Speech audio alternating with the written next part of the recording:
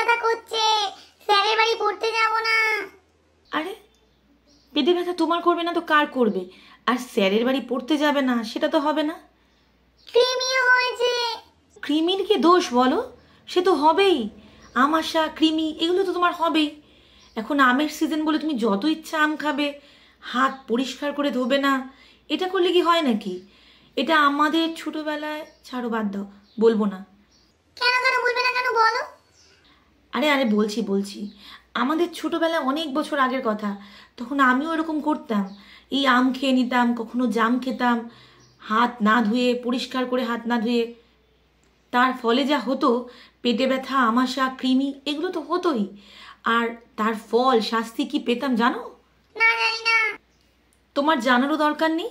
তুমি যাও, আমার কাছে এখন কোনো ওষুধও নেই, দেখি আমি কিছু করতে পারি কিনা, একটু নেট সার্চ করে দেখে নিই। দাঁড়াও, তুমি যাও, গিয়ে ঘুমাও। ওষুধটা বানানো হয়ে গেলে তুমি আবার ওষুধ বানাবে? দেখছি যদি বানাতে পারি তোমাকে ডাকবো। এখন তুমি নিশ্চিন্ত গিয়ে একটু ঘুমাও তো, হাতটা ধুয়ে ঘুমিও, ঠিক আছে? এখন আমার ছাদে গিয়ে গাছ বসানোর কথা, আর তার বদলে আমি কি করছি, নেট সার্চ করে খুঁজে পেলাম কালো মেঘ। ছোটবেলার একটা অভিজ্ঞতা আছে, আমি বলছি একটু একটু করে, দাঁড়াও। আমি এখন সার্চ করে পেয়েছি যে কালো মেঘ, কালো মেঘ কি জানো বন্ধুরা? কালো মেঘ হচ্ছে একটা ভেষজ উদ্ভিদ, আর এর অন্য প্রচলিত নাম হলো আলুই। আর কি পেলাম জানো? এর সায়েন্টিফিক নেম, এর সায়েন্টিফিক নেমটা অনেক খটোমটো, বলে দিচ্ছি দাঁড়াও। অ্যান্ড্রোগ্রাফিস প্যানিকিউলাটা। বাবা, খুব কঠিন নাম।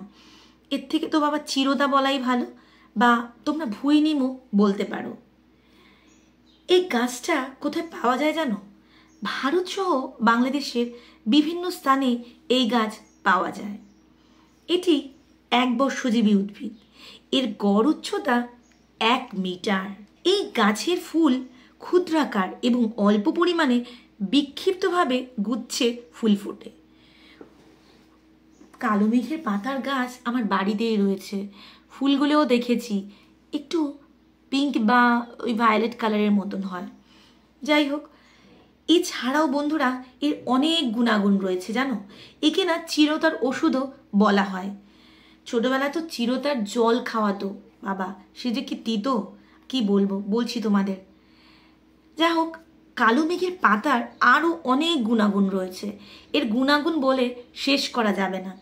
আমরা তো নার্সারি থেকে অনেক দামি দামি গাছ কিনে আনি, কিন্তু এইসব ভেষজ উদ্ভিদকে কে পাত্তা দেয় বলো? বাড়িতে, ছাদ বাগানে, ব্যালকানিতে কেউ কি করবে? একদমই করবে না, কারণ আমরা তো দাম দিয়ে না কিনলে বলো, আমাদের তো গাছ কেনাই হয় না। ঠিক আমিও কিন্তু এরকম করি। কেউ বাড়ির ছাদ বাগানে, বাড়ির আনাচে কানাচে এগুলো লাগিয়ে রাখতেই পারে। আর তোমরা যদি ব্যালকনিতে করতে চাও, করতেই পারো। আমার বাড়িতে কিন্তু আছে, এই গাছ খুব একটা বড় হয় না। এই পাতা দিয়ে পচা ক্ষত পরিষ্কার করা যায়। এর রস কৃমিনাশক। আরে হ্যাঁ, সেই জন্যই তো এটা আমার ছেলেকে আমি খাওয়াবো। দাঁড়াও, আর কি আছে? ক্ষত সারাতে সাহায্য করে। কালো মেঘের পাতা পেটের হজম শক্তি বাড়ায়। কালো মেঘের পাতা ডায়াবেটিসের অব্যর্থ ওষুধ। বন্ধুরা, এটা শুনে তোমরা আবার খেতে যেও না, ডাক্তারের পরামর্শ নিয়েই কিন্তু এইসব খাবে। আমি আগের ভিডিওতেও বলেছি, আমরা বিভিন্ন রকম গাছ দেখাচ্ছি, এগুলো ঔষধি গুণসম্পন্ন গাছ। এটা শুনেই কেউ আর মনে করো না যে ডায়াবেটিস কমাবার জন্য এই পাতা দু একটা খেয়ে নিই বা পাতার রস খেয়ে নিই। তোমরা যদি ওষুধ খেয়ে থাকো, যেমন আমরাও বাড়িতে ওষুধ খাই ডায়াবেটিসের, ডক্টরের সাথে পরামর্শ নিয়েই কিন্তু তোমরা খেও। আর গর্ভবতী মহিলারা এই পাতার রস কিন্তু একেবারেই সেবন করো না। এগুলো কিন্তু না জেনে ছোট বাচ্চা থেকে বড় কাউকেই খাইও না। ছোটবেলায় সত্যিকারে আমার যেটা হতো, আমি মাটি নিয়ে খেলতাম প্রচুর পরিমাণে, মানে স্কুল থেকে এসেই মাটি নিয়ে খেলতাম, কাদামাটি, মাটি। সেই মাটির মধ্যে কখনো গাছ বসানো, কখনো মাটির খেলনা তৈরি করা, মাটির উনুন, কড়াই এইসব তৈরি করা। আর দেখবে খালি পায়ে যদি তোমরা বেশি মাটির মধ্যে কাজ করো না, তাহলে কিন্তু পেটের নানা রকম সমস্যা, কৃমি।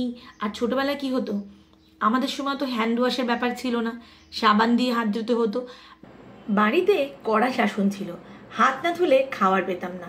তবে বাড়ির বাইরে বিকেলে যখন খেলতে যেতাম, পেয়ারা গাছের ওপরে বসে পেয়ারা খেতাম। কোনো গাছের নিচে জাম পড়ে থাকলে সেটাও কুড়িয়ে খেয়ে নিতাম। আর আমের তো গাছ প্রচুর ছিল, ঘাসের মধ্যে আম পড়ে থাকতো, তুলে জাস্ট একটু মুছিয়ে খেয়ে নিতাম। তার ফল কি হতো সেটা তোমরা বুঝতেই পারছো। আর এর শাস্তি কি ছিল জানো, যেটা আমার ছেলেকে বলিনি, তোমাদের বলে দিচ্ছি।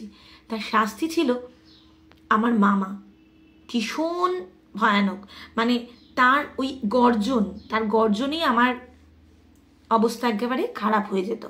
সে কি করতো, ওই পাতা বেটে তার রস খাওয়াতো, আর এদিক ওদিক পালিয়ে যেতাম রীতিমতো, ভয় পেতাম। মানে মারতো না কোনো দিনই, কিন্তু সেই যে বকতো, বাঘের মতো গর্জন করতো, সেটাতেই আমার অবস্থা একেবারে খারাপ হয়ে যেত।